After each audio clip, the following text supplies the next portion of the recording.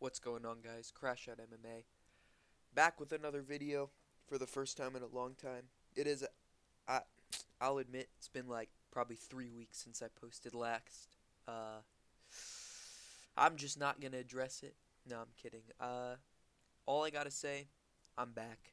Uh, yeah, I just kind of forgot about my channel for a little bit, but there's been some great fight cards. So, a couple of days ago, obviously, Henry Cejudo versus Song Yadong. That fight night wrapped up. So that's what I'm going to recap in today's video. Look forward to new content being posted a lot more regularly. I'm going to be getting back on that content grind. Sorry for the few weeks break, but we're back. So to get into the card, I just wanted to do a main card recap. I didn't actually catch a lot of the prelims, but I did think that the main card was very interesting. So I did want to talk a lot about what my thoughts were on those fights, especially the main event, because I have some strong opinions as far as that fight goes. And then maybe we can cover the prelims later. I have some crazy banger videos lined up for later this week.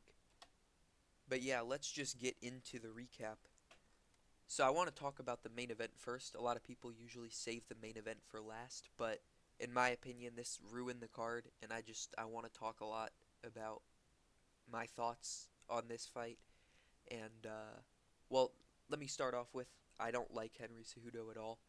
And, this fight, this fight just made me like him even less. So, for those of you who didn't catch it, it ended in a technical decision win for Song Yadong.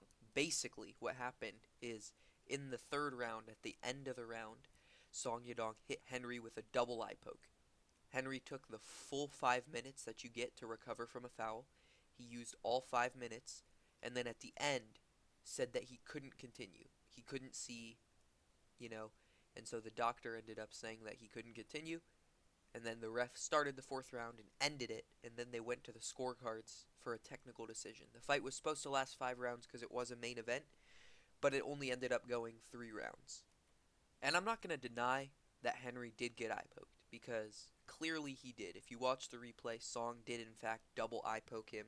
It did look decently bad, but we've seen people get eye poked worse and have worse, you know, like reactions and everything, but continue to fight. And really what happened is after the eye poke, after he took the 5 minutes he was allowed, he fought for like the 30 seconds or whatever was left in round 3, and then after all of that, he goes back to his corner and he's like, dude, I can't see, man. And after the whole 5 minutes that he got, plus the 30 seconds, plus the minute break in his corner, so pretty much 7 minutes, he said he couldn't continue after basically a 7 minute break because he couldn't see. Which, maybe, maybe he did get fouled pretty badly, but in my eyes, he just wanted an easy way out. Henry, I personally think, should have stayed retired. Since he's been back, he hasn't really had a good fight. This is 3 losses in a row since he's come back from retirement. And, Song Yadong looked impressive. They were actually more competitive on the feet than I thought. One gripe I always have with Henry is that he's an Olympic gold medalist wrestler, but he never uses his offensive wrestling. Like, he strikes way more than he should. But he did have some good moments on the feet against Song in this fight. They were exchanging in boxing range. He hit him with some good leg kicks. But overall, Song was just landing the better, harder shots. Henry might have landed a little bit more in certain parts, but whenever Song would land, you would hear it more. It would have more of a pop. You could tell it was just a little bit more of a damaging shot. And Henry did catch him well a couple of times, but overall, Song was a little bit cleaner on the striking. And Henry did shoot these kind of like half takedowns, but realistically, they weren't really takedowns. Obviously, he wasn't committing to them. He was just sort of faking the takedown a little bit and then not committing to it to continue striking. He didn't really commit to a single takedown the entire fight, which is one thing I always find crazy with his, fighting style. But Song looked super ready for the wrestling. I think that might be why Henry had some early success, because I did actually have Henry beating him in the first round, you know, on the feet. But then, as the takedowns didn't become a threat, as Song realized he wasn't really going to shoot, and if he did, like, try to half-ass a takedown, Song was defending it easily, he started to open up and just piece up Henry. So, you know, for the 3 rounds that it went, it was a clean 29-28 for Song Yadong. That being said, Henry's handling of the whole eye poke situation was kind of embarrassing. I mean, he's a veteran. He's obviously a double champ. He's been doing it for a long time. He knows that going back to his corner and saying, I can't see, means the fight's probably going to get stopped, which is what leads me to believe he quit and wanted an easy way out of this fight.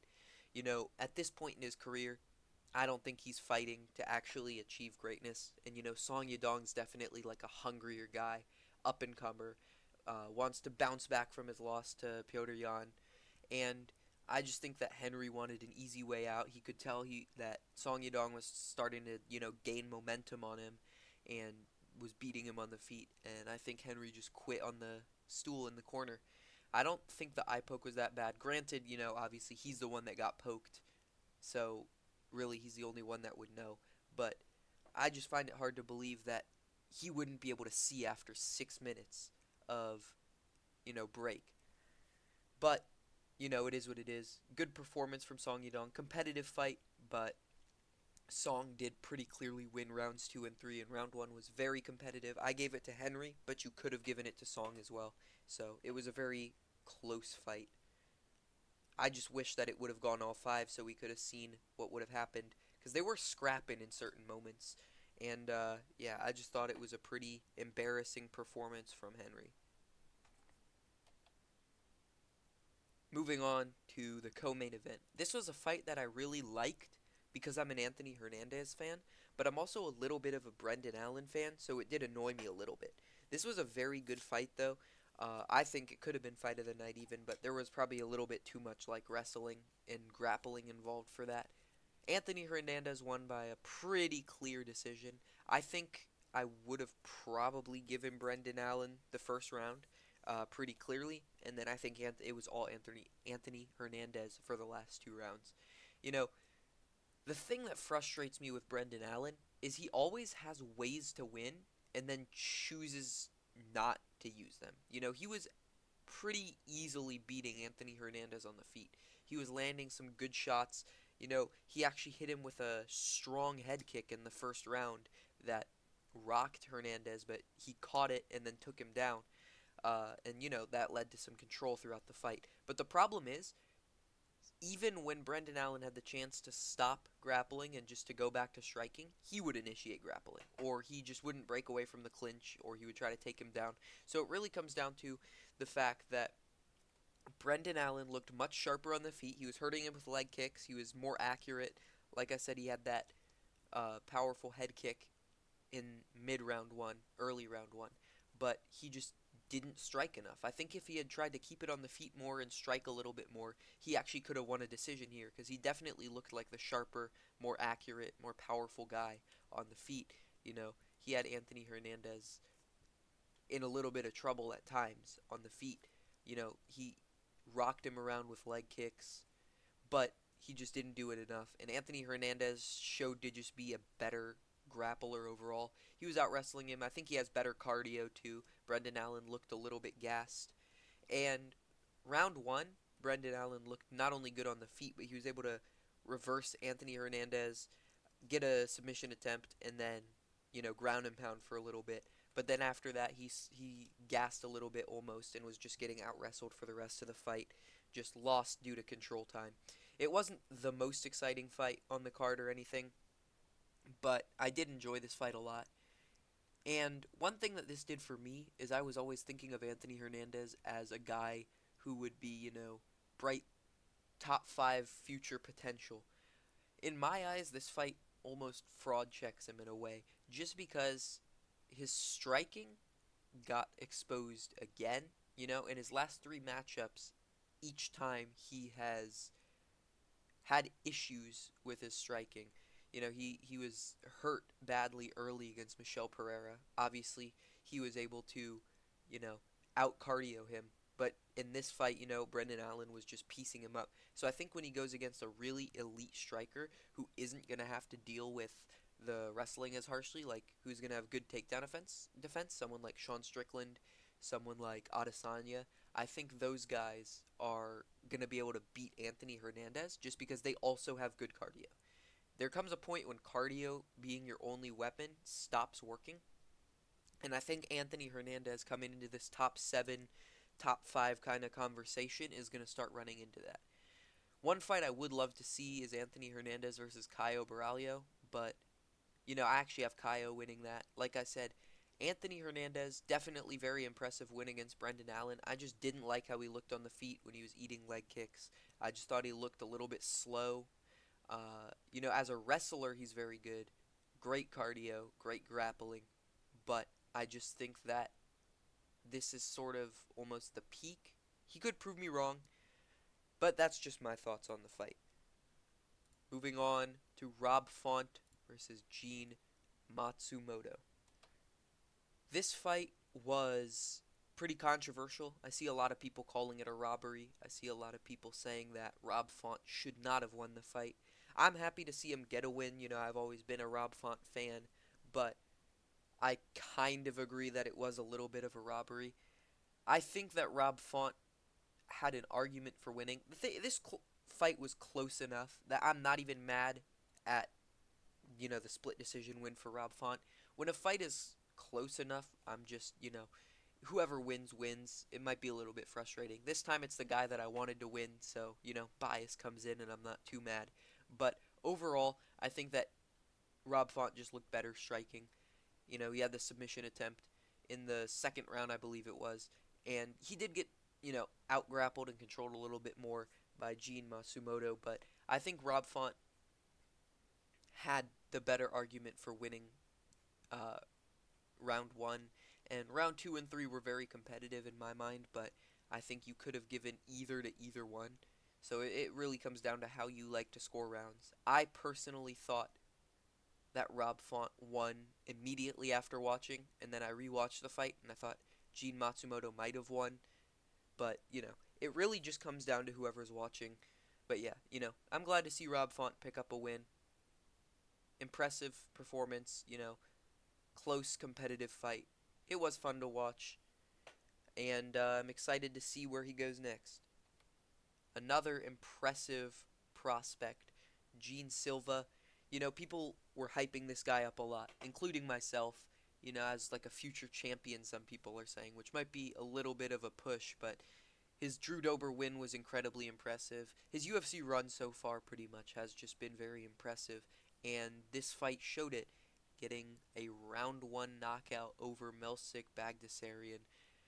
There's not really too much to say about this performance other than, it's what I expected of Gene Silva.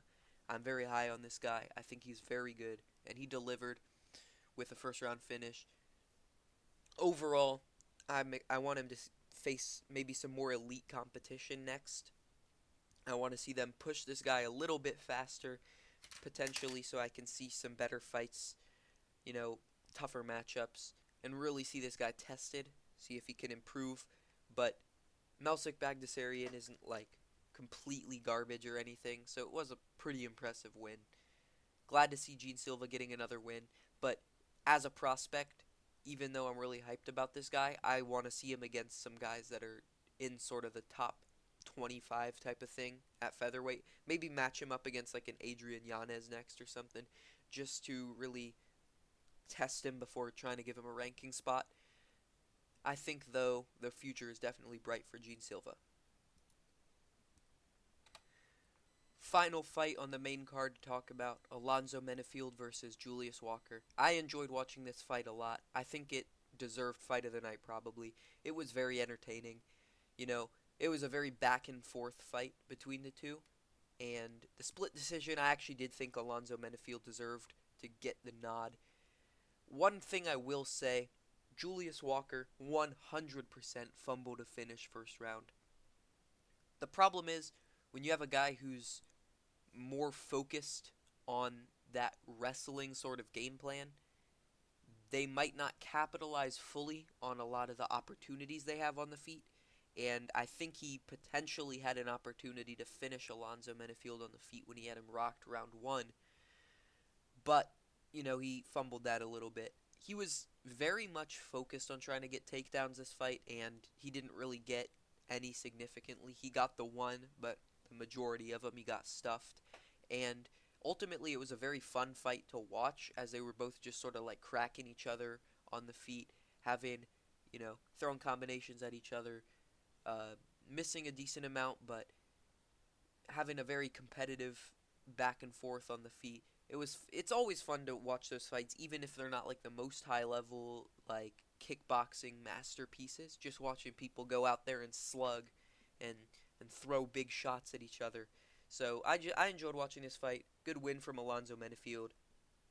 Julius Walker probably needs to work a little bit on his fight IQ and chase that finish a little bit more next time. But that being said, competitive fight. I'm glad this fight got fight of the night.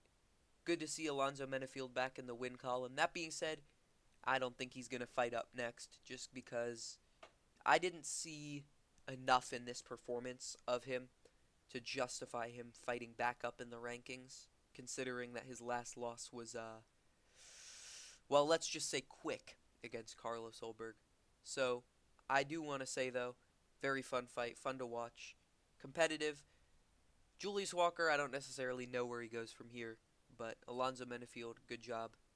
And that's it for the video. There was actually one more fight I wanted to talk about that I did see, which was Ricky Simone versus Javid Basharat. This was kind of crazy, I'm not going to lie. I did not expect Ricky Simone because he's lost his last couple of important fights, and I really didn't expect him to knock out Javid Basharat like he did, out cold, but he did, and that's a prospect dead. So, I'm actually kind of happy to see it. I never really liked Javid Basharat, probably just the way he looks, but I don't know. He just pisses me off for some reason. I'm kind of glad he got knocked out. Ricky Simone back in the win column, good to see. Probably they try to feed him to another prospect at bantamweight soon, but definitely was a very good fight. And great knockout, great performance from Ricky Simone. Javid Basharat, you're cooked. Anyway, Crash Out MMA signing off. Great fight card. And tune in tomorrow. I'm going to be posting another video. It's going to be a banger. See you guys.